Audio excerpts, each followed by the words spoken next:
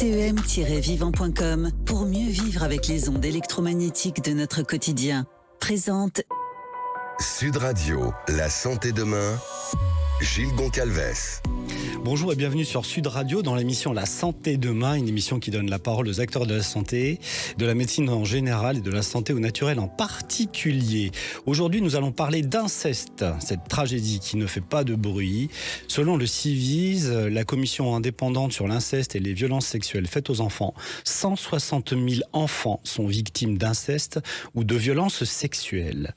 Pour éplucher ce fléau, j'ai le plaisir d'accueillir aujourd'hui Bruno Clavier. Bonjour Bruno. Bonjour.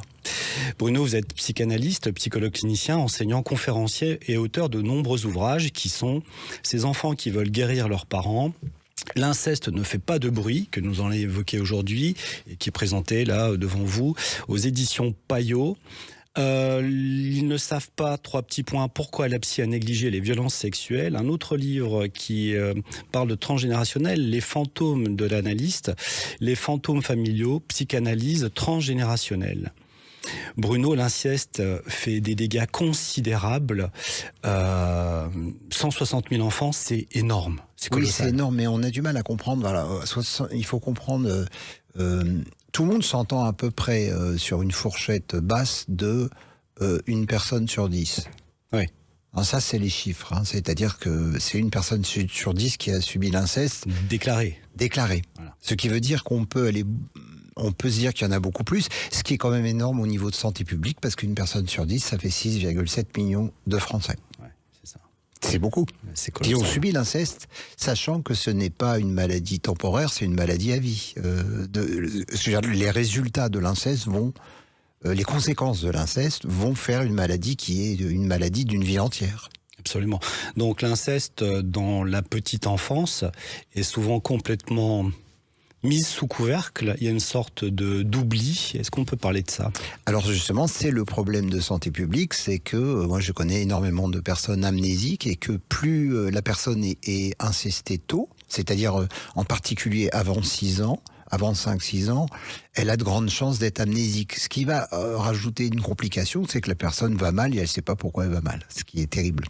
Donc c'est l'amnésie traumatique. L'amnésie traumatique. Donc qui fait que les chiffres sont sûrement beaucoup plus importants que c'est une personne sur 10. Oui, c'est ça. Donc l'amnésie traumatique, c'est oublié pour survivre. Et là, il y a un problème scientifique, c'est comment voulez-vous calculer quelque chose d'incalculable, puisque les gens ne savent pas qu'il leur est arrivé quelque chose.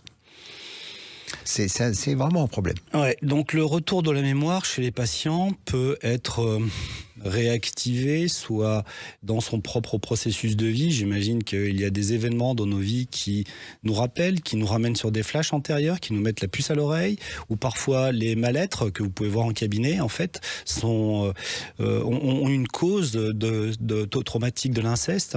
C'est ça, et il y a plein d'observations. Alors, juste de dire qu'au niveau de santé, hein, puisque c'est une émission qui parle de la santé, qu'au niveau de la santé, on est en retard sur cette question de l'inceste. C'est-à-dire, et ça s'explique de façon... On est plus qu'en retard. Oui, ça s'explique de façon culturelle, sociale, c'est-à-dire que c'est tellement, on va dire, honteux pour la société, puisque, quelque part, faut bien comprendre que l'inceste, ça veut dire famille. Et que la famille, c'est sacré. Donc, c'est pour ça qu'on a du mal avec cette question de l'inceste. C'est que ça implique plein de choses très compliquées par rapport aux familles. Et évidemment, chaque famille a envie de dire « pas ça chez nous ».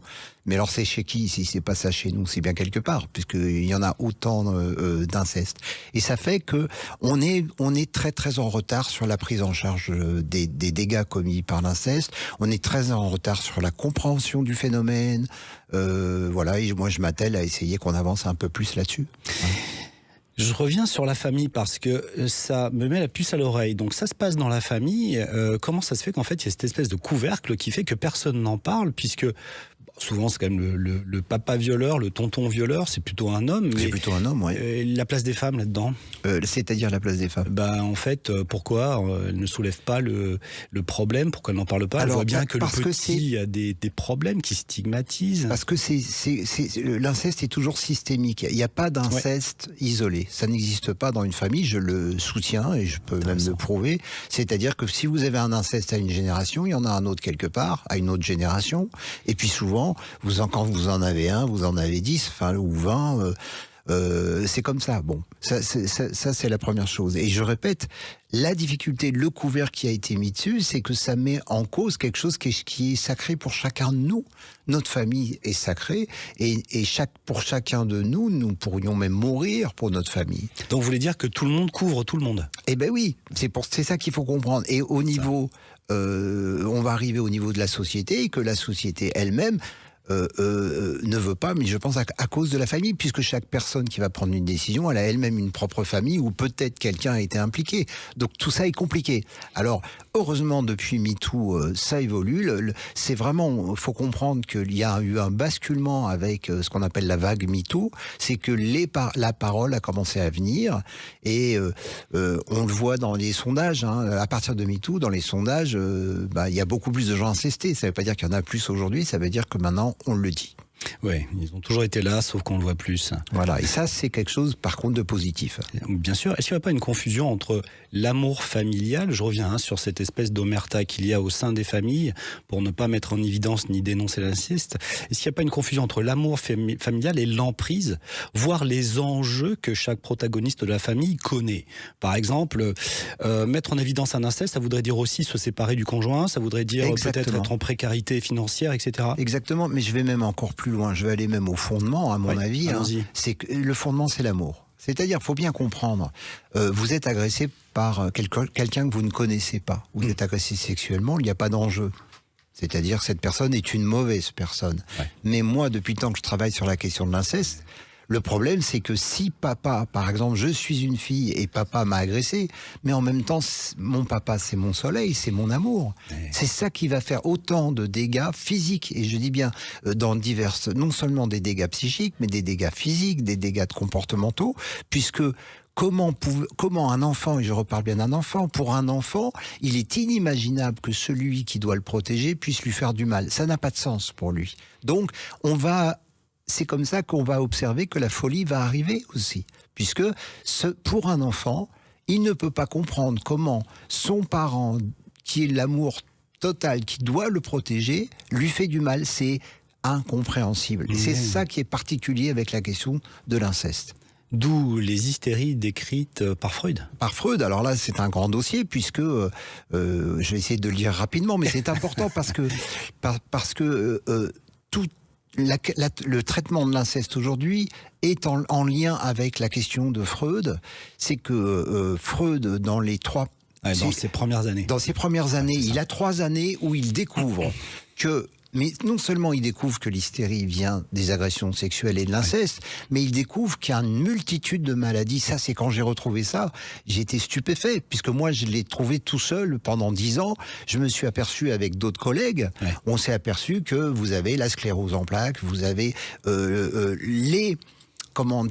énormément de maladies, justement des maladies auto-immunes, la fibromyalgie, c'est incroyable. Scarification. Alors, les scarifications, c'est un comportement, ça c'est autre chose, mais je parle déjà au niveau des maladies. Freud découvre tout ça. L'épilepsie, Freud en parle tout le temps. Il parle de l'épilepsie qui est due suite à l'inceste et aux violences sexuelles. Et puis, pour une raison que moi j'explique comme ça, c'est que c'est en fait le grand secret de la psy et de Freud, c'est que le père de Freud était un pédocriminel. C'est ça. Et c'est Freud qui le dit, qui l'écrit lui-même, et la lettre a été cachée jusqu'en 2006, donc on est en 2026, ça fait 20 ans qu'on devrait le savoir et on le sait toujours pas. Alors c'est pas pour dire c'est pas bien ou c'est que ça explique, ceci pour moi explique cela. C'est que Freud a un papa pédocriminel, il le dit. Et puis quand il dit pédocriminel, c'est sur c'est son frère et ses sœurs. Et on pense probablement lui aussi. Bon. Bien sûr. Et Freud, de l'autre côté, va dire à partir de 1897, même c'est clair, à partir de 1898, il dit ça n'existe pas, je me suis trompé. On l'a mis sous pression. C'est-à-dire, il peut pas parce que c'est inconciliable, parce que c'est juste après la mort de son père. Et c'est quelque chose que je connais bien au niveau de l'inceste. C'est pour ça qu'on me dit souvent, les gens créent des faux souvenirs, mais personne n'a envie de ça. Si le nombre de personnes qui disent il ne s'est rien passé, parce que c'est un cauchemar, qu'on voudrait se réveiller du cauchemar. Donc qu'est-ce qu'on fait ? On se dit il ne s'est rien passé. Et Freud dit ah ben mes patientes, il s'est rien passé, puis en fait, elles mentaient. C'est les projections, c'est ça? C'est transformé c'est en... ce qu'on a appelé ce fantasme, fameux Oedipe. À ce moment-là, il va sortir le fantasme, il va sortir l'Oedipe, et il va dire, elles ont menti. Or, c'est ça, c'était un fantasme.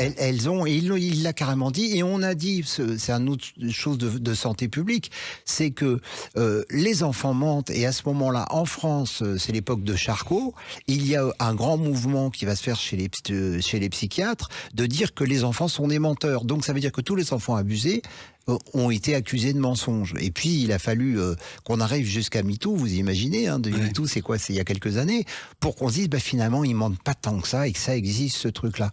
Alors ça va avoir énormément de conséquences du coup par rapport à la question de Freud. C'est que voilà, et moi je continue à dire qu'il faut parce qu'il y a énormément de choses fantastiques chez Freud, mais il faut modifier ça, et il faut modifier cette histoire de fantasme, ça ne colle pas. Merci beaucoup Bruno Clavier, on se retrouve dans quelques instants. CEM-vivant.com pour mieux vivre avec les ondes électromagnétiques de notre quotidien. Présente Sud Radio, la santé demain, Gilles Goncalves. De retour avec Bruno Clavier dans cette émission passionnante sur l'inceste, j'ai envie de revenir sur les chiffres de la Civise qui évoquent 160 000 enfants qui ont vécu des incestes ou des violences sexuelles, mais à partir de 7-8 ans. C'est ça, c'est-à-dire que la Civise dit une personne sur 10. Ça, c'est ce que dit la Civise, une personne sur 10. Mais ils disent que l'âge moyen est 7-8 ans, et c'est normal qu'ils le disent, la Civise, puisque la Civise, c'est basé sur des témoignages. Sauf que, moi, ce que j'observe, c'est que la majorité des incestes ont lieu plus tôt, et c'est ce que Freud avait d'ailleurs vu lui-même. Lui-même, il l'écrit, il dit les incestes, c'est 3, 4, 5 ans. Et quand c'est à 3, 4, 5 ans, il y a l'amnésie. Dans ce cas-là, on ne peut pas avoir de témoignage, ce qui fait que je pense que les chiffres de la Civise devraient être relevés, et une fois encore, c'est plus que 1 sur 10. Donc il y a cette espèce de couvercle d'amnésie traumatique dont on a parlé terrible. En première partie d'émission, qui vient fausser complètement... Alors qui fausse la donne, et qui fait qu'au niveau de la santé, c'est-à-dire, imaginez, pour que les personnes comprennent, imaginez vous avez un accident de voiture, c'est grave, bon, vous avez des soins, mais vous savez que les soins sont en relation avec votre accident de voiture. Et imaginez que vous avez un accident de voiture et que vous êtes amnésique. Et donc... vous vous retrouvez à l'hôpital avec une colonne vertébrale, je ne sais pas, cassée ou un truc comme ça, et vous ne savez pas pourquoi. Vous comprenez ? C'est énorme. C'est colossal. J'aimerais qu'on revienne sur les différents facteurs qui font qu'il est possible que cet inceste demeure au sein des familles, parce que je pense que c'est la clé, le cœur de l'affaire. Oui. On évoquait pas mal de choses. Il y a le déni familial pour protéger les différents membres. Il y a la honte aussi de la victime. Il y a l'impossibilité de nommer ce qui s'est passé, mais comme on l'évoquait tout à l'heure, si c'est le papa, le soleil que vous évoquiez... Oui, est-ce que j'ai le soleil parce que c'est pour ça. La trahison. Oui, la trahison. Le manque de protection. Oui. C'est vraiment un panorama tellement énorme, parce que c'est l'impensable. C'est l'impensable. Ça crée une fracture colossale, puisque le père est censé être le protecteur, et d'un coup, c'est lui le violeur. C'est lui le violeur, et en plus, il faut comprendre qu'à ce moment-là, il y a ce qu'on appelle la perversion, et que la perversion a tout un tas de caractéristiques, et une des caractéristiques de la perversion, c'est d'amener un double message. Ça, c'est caractéristique. Allons-y. C'est-à-dire, le double message, ça veut dire « je t'aime et je te tue ».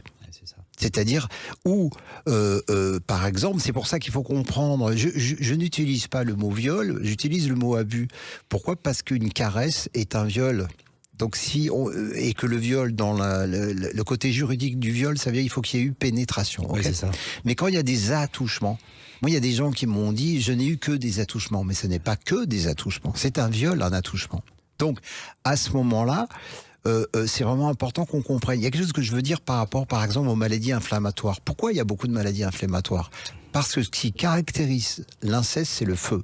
C'est-à-dire, ça met du feu dans le corps. Vous évoquez souvent cette notion de grand brûlé. Ce sont des grands brûlés, et ce qui fait que leur corps est brûlé de l'intérieur. Et ce qui se passe très souvent, c'est que vous avez, par exemple, un enfant de 3-4 ans qui est incesté, il n'y aura pas de symptômes au début. Pas beaucoup. Et puis vous allez arriver à l'adolescence où à l'âge adulte, une maladie auto-immune qui tout d'un coup va venir. Alors c'est facile à expliquer, ça c'est par exemple, moi je donne toujours l'image d'un immeuble qui aurait eu, il y a un tremblement de terre et puis l'immeuble est debout. Et puis, il suffit d'un événement, donc on parlait tout à l'heure d'événements du cours de la vie qui vont ramener soit de la mémoire, mais des fois, ça ramène aussi des maladies d'un coup. Ouais. Et par exemple, on a observé, je dis les psys qui travaillent là-dessus, on a observé un truc caractéristique, c'est la mémoire revient au premier enfant, pour les femmes. C'est très caractéristique, et moi, c'est comme ça même que j'explique la dépression postpartum. C'est-à-dire que c'est vraiment quelque chose qu'on a remarqué, c'est une femme accouche de son enfant et hop, la mémoire lui revient. C'est des choses, il y a de multiples choses qu'on peut observer comme ça, parce que ça a des conséquences qu'on n'a pas évaluées, qu'on ne comprend pas, et j'essaye vraiment de batailler pour qu'on comprenne ça et qu'on puisse améliorer tout ça. Absolument. Il y a des langues qui se délient aussi, ou la mémoire qui revient lors de l'adolescence. C'est ça, exactement.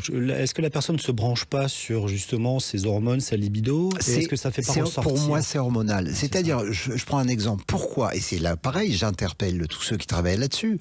Pourquoi il y a ces deux caractéristiques, anorexie et scarification ? C'est un grand classique. Ouais. C'est-à-dire, pourquoi ? Vers 15 ans. Parce que il y a eu de la sexualité à 3-4 ans, ce qui était anormal. Oui. Donc, l'enfant va mettre un couvercle dessus, comme tout le monde. On met un couvercle dessus, puis il y a ce qu'on appelle la période de latence. C'est-à-dire, c'est en stand-by. Exactement. Et puis, ça couve. Et arrive 13, 14, 15 ans, les hormones remontent. Oui. Donc c'est la sexualité remonte, sauf qu'il y a un message qui a été engrammé, qui est sexualité égale catastrophe. C'est ça. Et donc à ce moment-là, par exemple, la scarification est un des. Moi, je dis que dès qu'il y a scarification, anorexie, il faut se poser des grandes questions.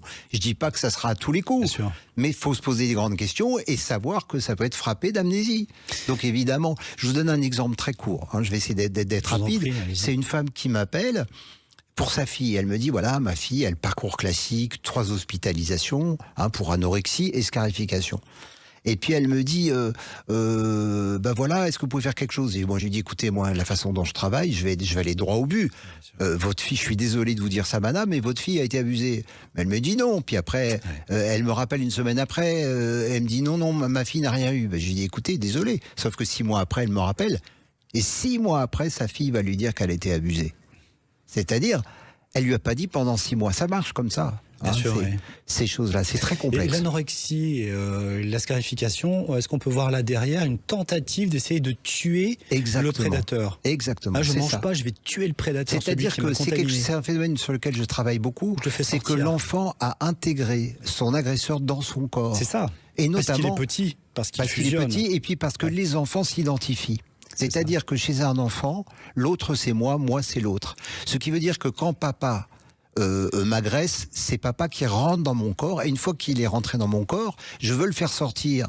Alors pour moi, la scarification, c'est enlever quelqu'un de son corps. Et j'ai un exemple de quelqu'un avec qui j'ai travaillé qui, quand elle a retrouvé la mémoire, elle a arrêté les scarifications. Quand on a su qui était l'agresseur, il a commencé à sortir du corps quelque part. Voilà, c'est comme ça que je vois à peu près les choses. Et l'anorexie, c'est tuer l'autre à l'intérieur de soi. C'est comme ça que je vois. Pas, effectivement, donc on va l'affamer. Et puis je rappelle que l'anorexie, c'est des problèmes de santé publique énormes et gravissimes. Complètement. On dit que les grandes souffrances sont muettes. Exactement. Donc l'idée pour vous, c'est de faire parler les gens parce que la parole libère. Exactement, c'est-à-dire que plus... comment dire ? C'est pour ça que je dis qu'il faut des représentations. Si vous ne parlez pas de ce qui vous est arrivé, votre corps le dira. Donc vous allez chercher une forme d'abréaction. C'est ça s'appelle l'abréaction, c'est-à-dire que ça veut parler, et l'enfant toute sa vie veut parler, il veut dire une chose très simple, c'est il m'est arrivé quelque chose. Dans le comportement déjà, quand il est adolescent et adulte, on le voit. On le voit, les effets de l'inceste, ce sont des effets comportementaux, physiques, psychiques, intellectuels. Absolument. Toutes sortes de choses. Est-ce que vous ne travaillez pas avec les rêves ? J'ai cru comprendre à travers votre livre que vous attachiez une importance capitale aux rêves, surtout chez l'enfant. Comme Freud. Pourquoi ? Parce que les traces des amnésies en particulier se retrouveront toujours dans les rêves. C'est extrêmement important. Maintenant, il faut tout un travail pour ne pas créer de faux souvenirs, parce qu'à cet endroit-là, c'est très complexe, puisqu'il va y avoir un phénomène qu'on connaît en psy qui s'appelle le déplacement. Ça veut dire que, par exemple, certaines femmes peuvent dire j'ai rêvé que j'ai été abusée par mon père, et en fait elle a bien été abusée mais pas forcément par son père. Oui. C'est ça qui est complexe, mais ça peut être son père aussi. Donc qu'est-ce qu'il faut? Il faut, désolé de le dire, parfois 10 ans de travail pour comprendre ce qui s'est passé. Et il n'y a pas de thérapie brève dans ce domaine-là, c'est pas possible. Si on va, comme certains, trop à vouloir faire avouer l'inceste, il faut surtout pas. La personne va avouer peut-être un faux inceste, inculper des personnes pour rien aussi. Si elle avoue un faux inceste, ça va encore. Enfin, ça va encore, non, ça fait des tragédies, mais elle peut aussi décompenser. Ce que je veux dire, c'est que c'est pour ça que ça prend beaucoup de temps et beaucoup de délicatesse. Ce sont des grands brûlés. Oui, et puis c'est une grande lecture, les rêves, parce que comme vous disiez, le phénomène de déplacement, c'est... Je donne un exemple, j'ai été violé par un loup. En fait, le père, c'est impossible que ce soit lui qui m'ait violé. Dans le rêve, je vais le conceptualiser en termes de... Je vais penser que c'est le loup. J'en profite pour dire pour Sud Radio que je fais souvent des émissions avec Brigitte Lahaye sur ce thème-là. Et on a des témoignages en direct. Et c'est incroyable, les témoignages en direct qu'on a où on nous raconte toutes ces affaires-là, quoi. Oui, c'est impressionnant, c'est 2 heures. C'est 2 heures où il y a à peu près, on va dire, 8 femmes, il y a des hommes aussi, il y a beaucoup de femmes, et avec des tragédies qui sont racontées en direct. Que vous retrouvez en podcast sur sudradio.fr. Oui. Donc l'interprétation des rêves, les dessins aussi, les dessins, alors ça c'est chez les enfants, et là encore, c'est là qu'on voit le déplacement. Je montre dans des conférences la différence entre un dessin d'enfant abusé et un dessin d'enfant non abusé. Et là, on est obligé de parler d'un phénomène où on a eu une émission ensemble sur ce phénomène transgénérationnel. Oui.